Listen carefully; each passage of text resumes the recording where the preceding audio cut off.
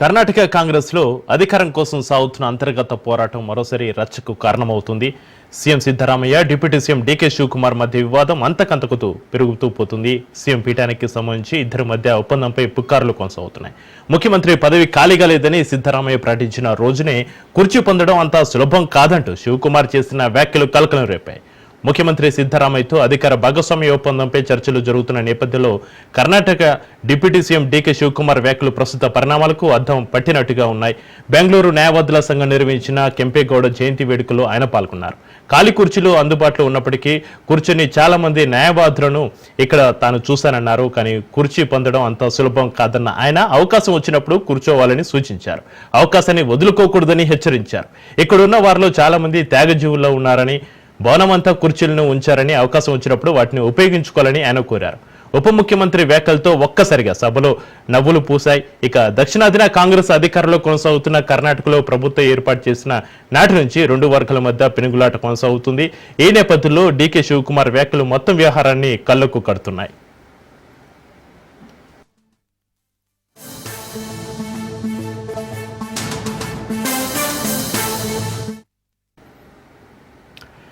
ఇక 2023 మే నెలలో కాంగ్రెస్ అధికారంలోకి వచ్చినప్పటి నుంచి సిద్ధరామయ్య, డిప్యూటీ సీఎం మధ్య అధికార పంపిణీ ఒప్పందం ఉందని పుకార్లు కొనసాగుతున్నాయి. అయితే ఏ విషయాన్ని కాంగ్రెస్ ధృవీకరించలేదు, కాదనలేదు. ఒప్పందం ప్రకారం సిద్ధరామయ్య మొదటి 2.5 ఏళ్లు పదవిలో కొనసాగుతారని, ఆ తర్వాత శివకుమార్ ముఖ్యమంత్రిగా బాధ్యతలు స్వీకరిస్తారని అంటారు. అయితే గురువారం సిద్ధరామయ్య తాను పూర్తి కాలం పదవిలో కొనసాగుతారని, ముఖ్యమంత్రి పదవి ఖాళీగా లేదని తేల్చి చెప్పారు.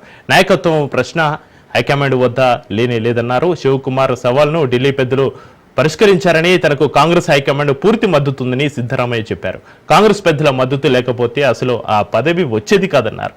ఇంకా తాను కొనసాగేవాడిని కానని కూడా ఆయన చెప్పారు. ఇక ఢిల్లీ నుంచి తిరిగి వచ్చిన తర్వాత శివకుమార్ ముఖ్యమంత్రి వ్యాఖ్యలపై వ్యాఖ్యానించడానికి నిరాకరించారు. హైకమాండ్ చెప్పిన విషయాలను సీఎం సిద్ధరామయ్య స్పష్టం చేశారన్నారు డీకే.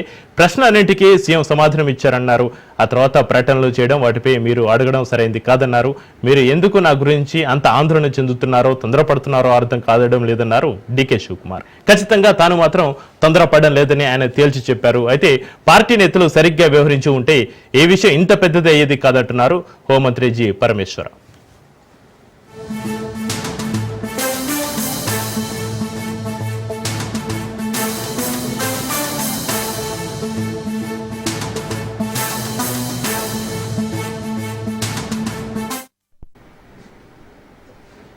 ఇక ఇదే అంశానికి సంబంధించి మనం మాట్లాడుతూ మనకు అందుబాటులో ఉన్నారు ప్రముఖ రాజకీయ విశ్లేషకులు బండారు రామ్మోహన్ రావు గారు. రామ్మోహన్ రావు గారు నమస్కారం అండి. రామ్మోహన్ రావు గారు, మనం చూస్తున్నాం కర్ణాటక కాంగ్రెస్ లో అధికారం కోసం సాగుతున్న అంతర్గత పోరాటం మరోసారి రచ్చకైతే కారణమవుతుంది. CM Siddaramaiah, deputy CM DK Shivakumar మధ్య వివాదం అంతకంతకుతూ పెరుగుతూ పోతుంది. సీఎం పీఠానికి సంబంధించి ఇద్దరి మధ్య ఒప్పందంపై పుకార్లు కొనసాగుతున్నాయి. అసలు కర్ణాటకలో ఏం జరుగుతోంది? చక్రి గారు, మీకు అట్లాంటి రాజ న్యూస్ ప్రేక్షకులకు నమస్కారం. 2 విషయాలు గమనించాలి మనం. మొట్టమొదటిగా కాంగ్రెస్ అధికారంలోకి వచ్చిన మొదట 2023 2 సంవత్సరాలు పూర్తి అయింది. ఇప్పటికీ ఆనాడు శివకుమార్ అవుతారా, సిద్ధరామయ్య అవుతారా అనే వివాదం వచ్చినప్పుడు చాలా బ్యాలెన్స్ గా 4 రోజుల టైం తీసుకున్న ఆనాడు సిద్ధరామయ్యకి అవకాశం ఇచ్చారు. చాలా మంది శివకుమార్ అలిగిపోతారు, లేకపోతే బయటకు వెళ్ళిపోతారు, బీజేపీలో కలుస్తారు, రకరకాల ఊహాగానాలు వచ్చినాయి. కానీ ఒంటి చేతి మీద ఒక రకంగా చెప్పాలంటే పెట్టుబడితో పాటు కష్టపడి గెలిపించిన వాళ్ళ సిద్ధరామయ్య ఎంత పాత్ర, అంతకంటే ఎక్కువ పాత్ర మన శివకుమార్, డీకే శివకుమార్ గారు ఉంటుంది. అందుకని ఆయనకు ఉప ముఖ్యమంత్రితో సరిపించారు. కానీ ఆ రోజు ఒప్పందం జరిగిందని మీరు అన్నారు కదా, చాలా వరకు కరెక్ట్ అంటున్నారు. ఎందుకంటే మొదటి 2.5 సంవత్సరాల అనుభవానికి ఇద్దాం, తర్వాత మీ సేవకానికి తర్వాత ఇస్తామని చెప్పి ఒప్పించారని ఒకటి వస్తుంది. కాంగ్రెస్ లో ఏదైనా బహిరంగ రహస్యంగా ఉంటుంది, కానీ ఇది కొంచెం రహస్యంగా ఉంచారు. కానీ ఇప్పుడు ఏంటంటే, ఇప్పుడు మళ్ళీ 2 సంవత్సరాలు దాటింది. ఈ 6 నెలల లోపు అంటే 2025 డిసెంబర్ లోపు నాయకత్వం మారుతుందని ధీమాతోనైతే శివకుమార్ గారు ఉన్నారు. వరకు చెప్పాలంటే పార్టీ అంటే అంతకుముందు బీజేపీ గవర్నమెంట్ ఉన్నప్పుడు మొత్తం అంత పార్టీ మొదలు కాంగ్రెస్ రావడం, తర్వాత పార్టీ కూడా చూశారు కనుక ఈసారి పకడ్బందీగా అధికారంలోకి వస్తామని చెప్పి 2023 దాకా బాగా కృషి చేసిన వాళ్ళు శివకుమార్ గారు ఒకరు. కానీ ఇప్పుడు ఏమైందంటే, వాడికి పోటీగా పరమేశ్వరం తయారైండు. ఇప్పుడు ఒకవేళ సిద్ధరామయ్య సీటు ఖాళీ అయింది అంటే వరుసగా పరమేశ్వరం నుంచి మొదలుకొని ఖర్గే గారి కొడుకు కూడా వరుసగా ఒక 3-4 తయారవుతున్నారు. అంటే కాంగ్రెస్ లో ఏదైనా జరగచ్చు చక్రి. ఎందుకంటే వాళ్ళు కాంగ్రెస్ లో 2-3 ముద్ర పెడతారు, తర్వాత ఏకాభిప్రాయం అని చెప్పి సీటు కవర్ పంపుతారు, చేస్తారు. కానీ ఆ సంస్కృతి గతంలో ఉంది కదా, ఒకసారి మళ్ళీ ఫెయిల్ అయితే కష్టం, ఆ సంస్కృతి మళ్ళీ వచ్చిందని చెప్పి ప్రతిపక్షాలు ఎద్దేవా చేస్తాయని వాగింది. నా ఉద్దేశం నాయకత్వ మార్పు తప్పదేమనుకుంటున్నాను. ఎందుకంటే ఎప్పుడు కూడా ఓడిపోయేవాడు ప్రగల్భాలు పడతాం. ఇప్పుడు అధిష్టాన వర్గ దగ్గరికి పోయి వచ్చిన తర్వాత నేనే 5 ఏళ్ళు, వచ్చే 3 ఏళ్ళు కూడా నేనే ముఖ్యమంత్రిని అన్న మాట మన సిద్ధరామయ్య గారు అంటున్నారంటే కొంత బేలతరం అంటున్నారు. అందుకని ఇప్పుడు శివకుమార్ ఏం చేస్తున్నారు, దానికి ప్రతిగా ఒకటి మాట్లాడింది అనుకోండి, వచ్చే అవకాశాలు పోతాయి. అందుకు ఆయన చెప్పింది కరెక్టే, వాళ్ళు తెలుసుకుంటారు. అక్కడ అధిష్టానం ఏం చెప్తే అది కరెక్ట్, నేను మాట్లాడను, ఆ ప్రశ్నలు నా మీద ఎందుకు ఇంత ఆసక్తి అన్న మాట ఏంటంటే నర్మగర్భంగా ఇప్పుడు తొందరపడి సిద్ధరామయ్య మాట్లాడిన అనే మాటని చెప్పకని చెప్పారు. రాజకీయాల్లో అంతకంటే పెద్దగా అవసరం లేదు. ఎందుకంటే అఖల్ మందుకు ఇటారా కాఫీ అని తెలుగుగల వాడికి సైగ చాలు. కనుక ఇవాళ సిద్ధరామయ్య బయటపడ్డా కూడా శివకుమార్ బయటపడకపోవడానికి అది కారణం. ఆయన ధీమా వేరే ఉంది. అధిష్టాన వర్గం చూస్తుందని ఒకవేళ తొందరపడి సిద్ధరామయ్య కనుక 5 ఏళ్ళు నాదే అని ప్రకటిస్తే ఏం ఊరుకోదు, ఖచ్చితంగా నాకు వచ్చే అవకాశం ఉంటే నాకే వస్తుందని చెప్పి ధీమాతో శివకుమార్ అనుకుంటున్నాను. కాబట్టి ముఖ్యమంత్రులను మార్చే సంస్కృతి మొదటి నుంచి కాంగ్రెస్ ఉన్నది కనుక మార్చే అవకాశం లేదని నేను అన్నాను. కానీ ఇప్పుడు ఆ వదనానికి భయపడి చూద్దాం, కొద్ది రోజులు ఆగుదాం అనే ఉద్దేశంగా వేచి చూస్తున్నాను అనుకుంటున్నాను. మార్పు సహజమైతే, మార్పు తథ్యమైతే ఈ డిసెంబర్ నెలాఖరు కానీ లేకపోతే వచ్చే జనవరిలో తప్పనిసరి మార్పు వస్తుందని నేను అనుకుంటున్నాను. ఎందుకంటే 2.5 ఏళ్ళు అంటే 2.5 లోపబట్ట రెండో ముఖ్యమంత్రి మార్చాలి, నష్టం ఉంది అనే మాట వస్తుంది. కనుక ఒకటో కృష్ణుడు, రెండో కృష్ణుడు, మూడో కృష్ణుడు రాకపోవచ్చు. కానీ ఇప్పుడు ఒకవేళ పదవి కాలం అయిందంటే శివకుమార్ కు దక్కుతుందా, లేకపోతే ఇద్దరి మధ్యన సయోధ్యగా పరమేశ్వరం లాంటి ఎస్సీని పెడతారా, ఇవన్నీ ఒక ప్రశ్నార్థకాలు. కనుక పీఠం కదిలిస్తే కొన్ని సమస్యలు ఉన్నాయి, కదిలించకపోతే కొన్ని సమస్యలు ఉన్నాయి. కదిలించకపోతే ఖచ్చితంగా శివకుమార్, డికే శివకుమార్ ఈ జనవరి దాకా చూస్తారు. వచ్చే 2026లో తిరుగుబాటు బాగుంటే ఎగిరేస్తారో అని అనుకుంటున్నాను. అందుకని ఇప్పుడు ఏం చేస్తున్నాడు శివకుమార్, అధిష్టాన వర్గానికి లొంగే ఉంటున్నాడు. ఈ నిర్ణయం తీసుకోండి, నేను వేచి చూస్తాను అంటున్నాడు. ఈ 6 నెలల్లో నిర్ణయం తీసుకోకపోతే మాత్రం నాకు అంచనా ఏంటంటే శివకుమార్ గారు తిరగబడి మిగతా పార్టీలతో కలిపి అక్కడ ప్రభుత్వాన్ని ఏర్పాటు చేస్తారని నేను అనుకుంటున్నాను. అయితే రామారావు గారు, ముఖ్యమంత్రి పదవి ఖాళీగా లేదని సిద్ధరామయ్య ప్రకటించిన రోజునే కుర్చీ పొందడం అంత సులభం కాదంటూ శివకుమార్ చేసిన వ్యాఖ్యలు అయితే ప్రస్తుతం కలకలం అయితే రేపుతున్నాయి. అయితే మీరు చూసే ఉంటారు, బెంగళూరు అడ్వకేట్ల సమావేశంలో డీకే వ్యాఖ్యలు, ఆయన కుర్చీ కోసం మేము ఆరాటపడుతుంటే మీరేమో కుర్చీ దొరికినా కూర్చోవడం లేదనే వ్యాఖ్యలు అయితే ప్రస్తుతం వైరల్గా మారుతున్నాయి. అయితే డీకే శివకుమార్ తన మనసులో మాటని ఈ విధంగా వ్యక్తపరిచిన నేపథ్యంలో పార్టీ అధిష్టానం ఎలాంటి నిర్ణయం తీసుకునే అవకాశం ఉంది, ఏమైనా స్పందించే అవకాశం ఉందంటారా ఈ వ్యాఖ్యలపైన? ఒకరు మాట్లాడినాక మళ్ళీ ఒకరు మాట్లాడడం బాగుండదని శివకుమార్ వైజ్మన్ గా ఊరుకున్నాడని నేను అంటున్నాను. ఎందుకంటే ఈ కుర్చీ ఖాళీగా లేవు, వచ్చే 5 ఏళ్ళు నాదే, వచ్చే 3 ఏళ్ళు నేనే ఉంటా అని బహిరంగంగా ఆయన ప్రకటన చేస్తే, కాదని ప్రకటన చేస్తే ఇద్దరు ధ్వంసుంటా అయింది కదా. ఆయన బయటపడ్డాడు, బహిరంగంగా మాట్లాడాడు. దాన్ని వ్యతిరేకంగా మాట్లాడితే రేపు పొద్దున వచ్చే అవకాశం కూడా పోతుంది కదా. కనుక ఆయన మాట్లాడింది తప్పు ఒకే వైపు, అంటే 2 చేతులు వేస్తే తప్పుగా చప్పట్లు అవుతాయి. కనుక తప్పు ఒకే వైపు ఉంచుదామనే ఉద్దేశంగానే శివకుమార్ గారు ఆ వ్యాఖ్యలకు విరుద్ధంగా మాట్లాడలేదు అనుకుంటున్నాను. కానీ కాంగ్రెస్ వర్గాలు ఎట్లుంటాయంటే మీది కౌగలించుకున్న లోపల కత్తులు అనుకుంటారు. ఇప్పుడు ఈ విషయాన్ని మాత్రం అధిష్టాన వర్గం దృష్టికి ఇప్పటికే మనకు డికే శివకుమార్ కంటే ముందే ఇప్పుడు సిద్ధరామయ్య వ్యతిరేకులు ఉన్నారు కదా, వాళ్ళు తీసుకెళ్తారు. అట్లాగే డికే శివకుమార్ అనుకున్న వర్గం ఉంది కదా, వాళ్ళు కూడా తీసుకెళ్తారు. అధిష్టానం ఏం నిర్ణయం చేస్తుంది, మరి 5 ఏళ్ళు నిర్ణయం కొనసాగిస్తుందా, కొద్ది రోజులు అనుభవానికి ఇచ్చిన ఈసారి శివకుమార్కి ఇస్తామని. ఒకవేళ ఆ శివకుమార్కు ఉన్న అడ్డంకులు ఆనాడైనా ఈనాడైనా ఏంటంటే ఈడీ కేసులు పెట్టింది, గతంలో చాలా కేసులు నడుస్తున్నాయి, ఆయన మీద కుంభకోణాలు నడుస్తున్నాయి అని చెప్పి ఆయన పక్కన పెట్టింది. కానీ ముఖ్యమంత్రిగా కూర్చున్న తర్వాత సిద్ధరామయ్య మీద కూడా మిత్ర కుంభకోణం వచ్చింది కదా, మనం చూసినాం కదా, మైసూర్ డెవలప్మెంట్ అథారిటీ దాని మీద కుంభకోణం జరిగి చూసాం కదా. ఆయన భూమి పెట్టిన ఆయన భార్య పేరు మీద భూమి విడిచిపెట్టినా కూడా ఆ బదనం తప్పలేదు. కనుక ఎట్లాగో ఆయన మీద కేసులున్నాయి, 8 కేసులున్నాయి.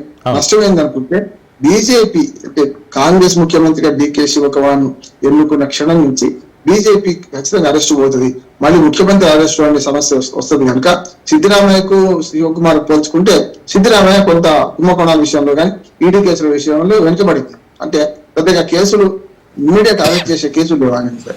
ఇక్కడ మాత్రం సిద్ధరామయ్య గారి మన శివకుమార్ కనుక ముఖ్యమంత్రి అయితే వెంటనే ఈడీని పంపిస్తారు, అరెస్ట్ చేస్తారు.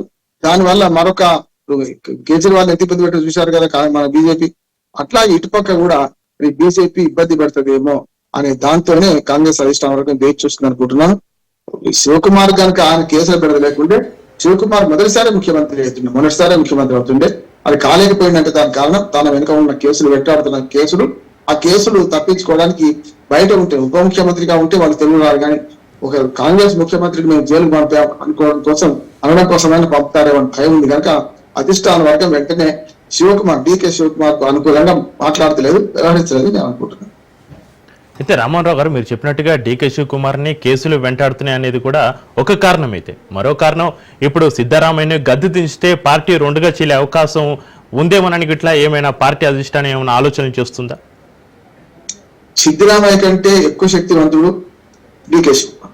ఒకవేళ తనకు పదవి రాకపోతే డీకే శివకుమార్ చీల్చే అవకాశం ఉంది పార్టీని.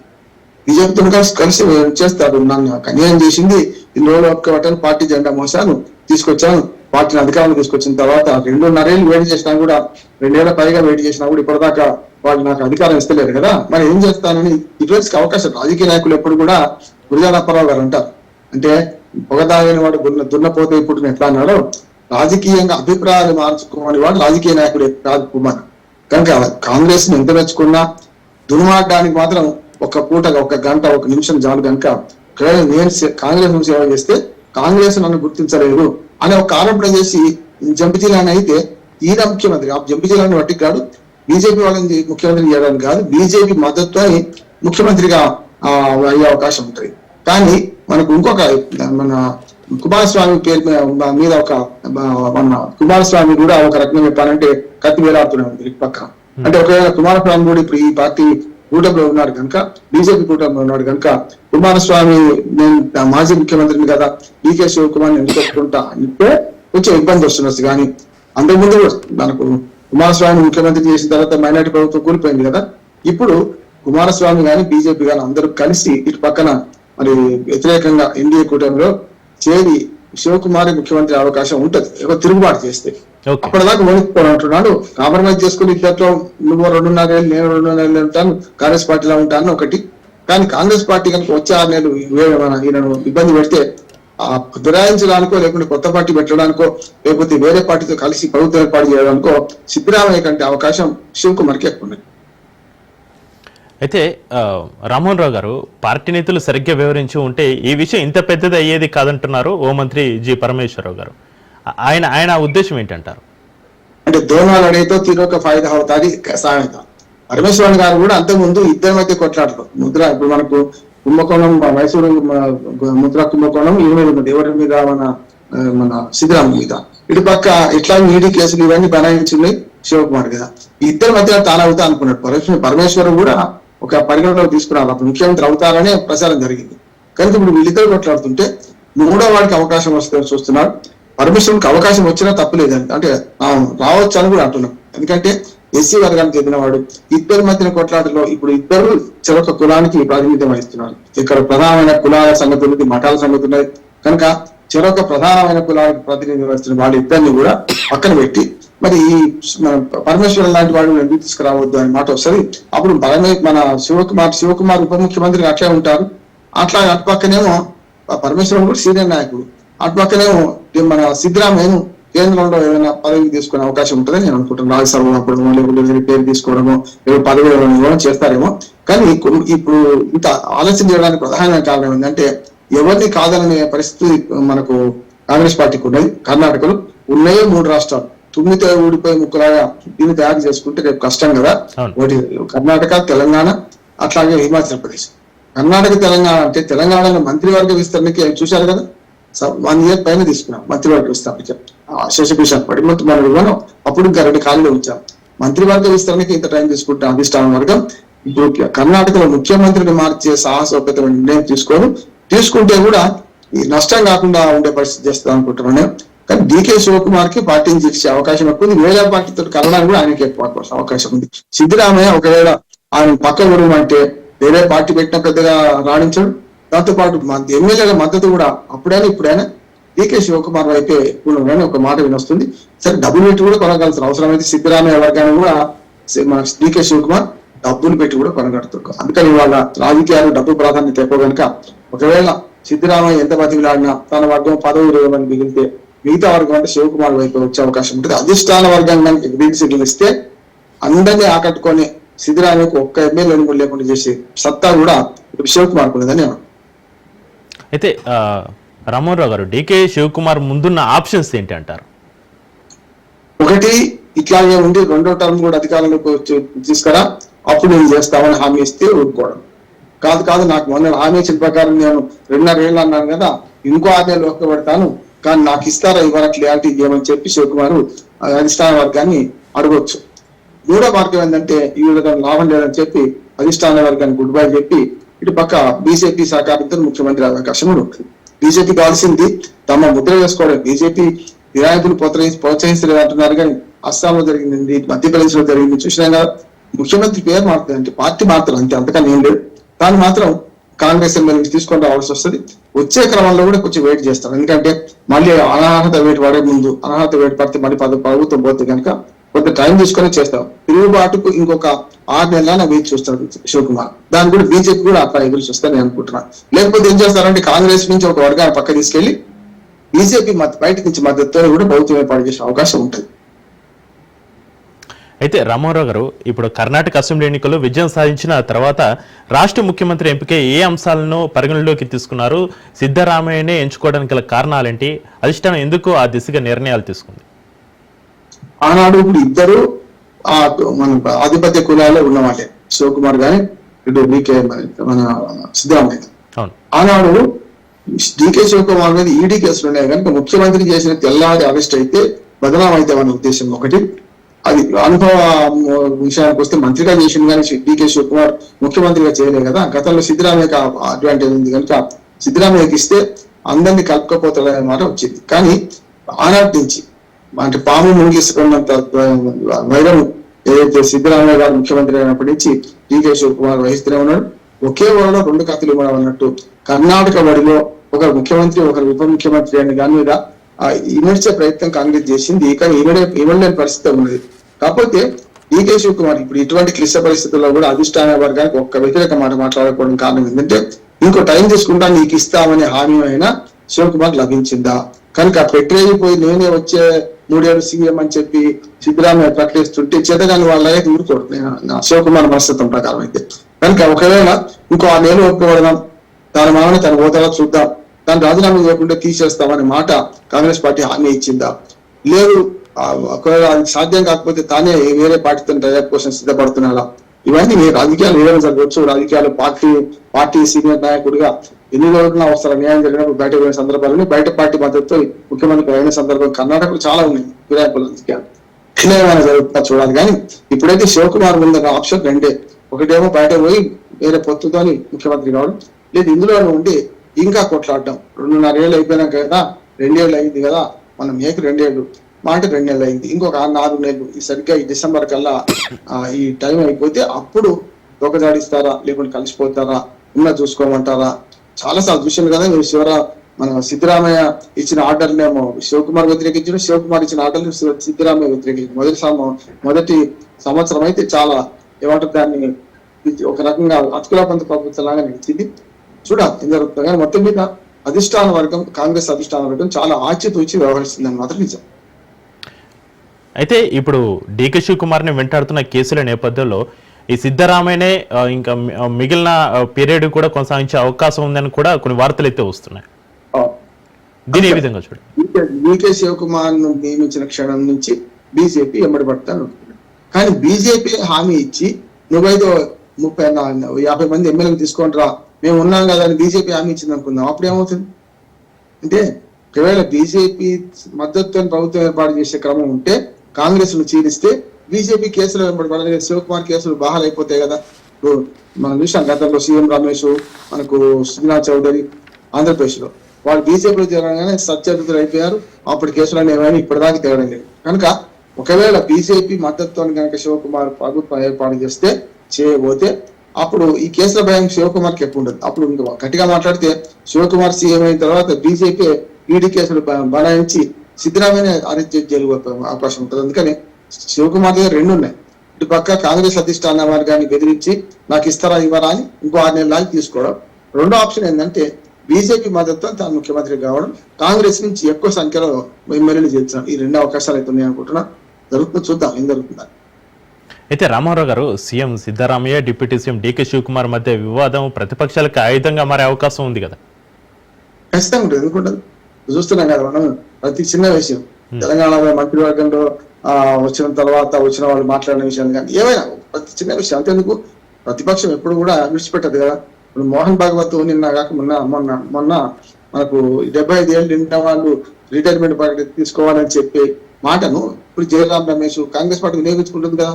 ఆయన అన్నది మోడీ గారి గురించే కలిసికట్టు ఇద్దరు పోతారా ఒకరు ఉంటారా చెప్పండి అని ఇవాళ కాంగ్రెస్ పార్టీ అడుగుతుంది. కనుక ఇటువంటి విషయాలను కాంగ్రెస్ పార్టీ ఉపయోగించుకోవడం దిట్ట సమస్య. అట్లే ఇప్పుడు బీజేపీ కూడా అంతకంటే ఎక్కువ ఎత్తులు పది ఎత్తులు వేస్తుంది. కనుక ఇప్పుడు ఈ సంక్షోభాన్ని బీజేపీ తనకు అనుకూలంగా మార్చుకొని కర్ణాటకలో ప్రభుత్వాన్ని పడగొట్టే ప్రయత్నం చేస్తుంది. ఒకవేళ కాకపోతే విమర్శలు పాలు చేసుకుంటూ ఇద్దరిని కూడా నిద్రపడి.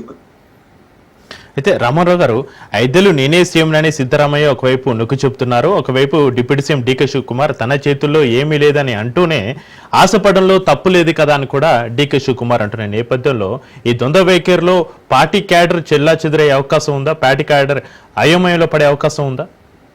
ఇప్పుడు సిద్ధరామయ్య ఢిల్లీ పోయి అక్కడ ఏం మాట్లాడిందో తెలియదు మనకు.